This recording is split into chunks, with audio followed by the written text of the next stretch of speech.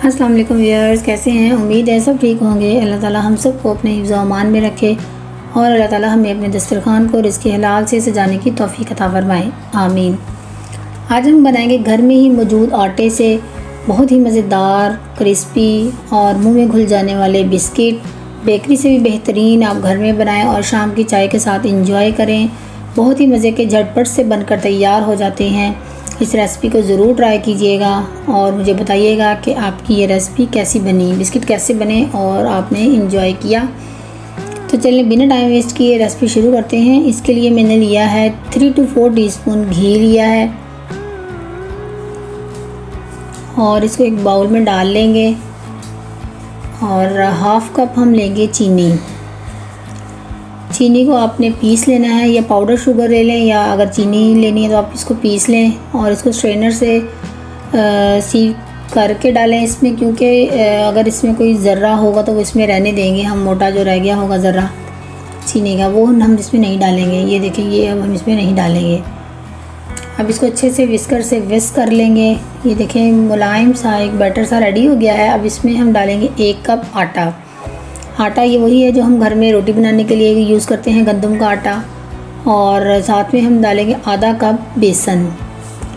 आटा जो वो मैंने पहले ही छान लिया था इसलिए मैंने वैसे डाल दिया। और अब इसको हम बेसन को भी छान लेंगे अच्छे से और इसको मिक्स कर लेंगे। जैसे हम आटा गूंथते हैं कि बिल्कुल वैसे कि हम डो तैयार करेंगे, लेकिन इसमें पानी या दूध कोई चीज़ हमने ऐड नहीं करनी है। 1 पिंच साल्ट ऐड करेंगे, इसका टेस्ट जो है वो इन्हांस हो जाएगा, बहुत बेहतरीन टेस्ट बनेगा इसका।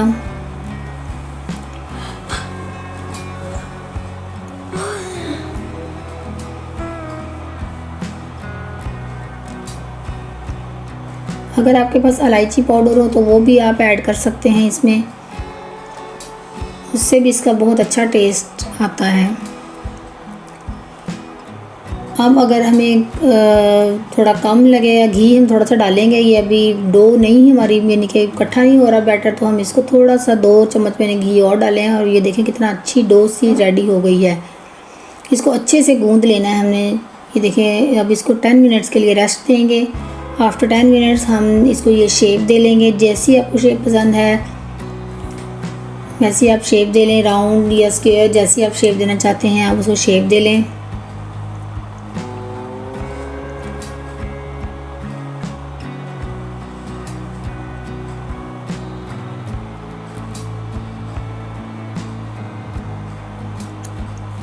किसी भी कटर वगैरह से, छुरी से या किसी चीज़ से आप इसके ऊपर निशान लगा लें। जैसे आपको डिज़ाइन पसंद है वैसे बना लें।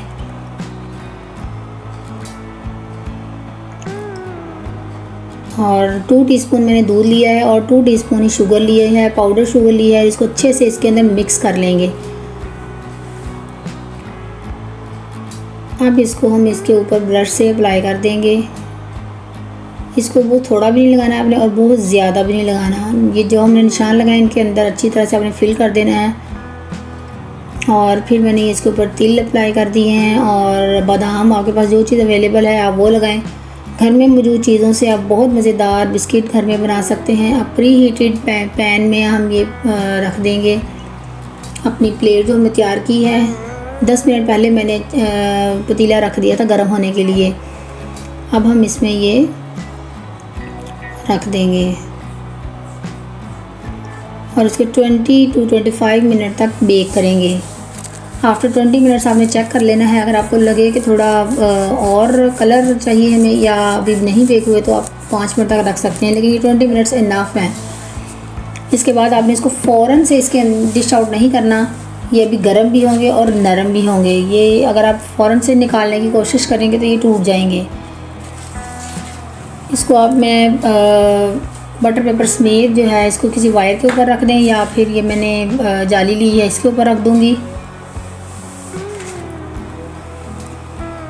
ये देखें, ये मैं बटर पेपर समेत इसके ऊपर रख दिया ताकि ये जल्दी से ठंडे हो जाएं।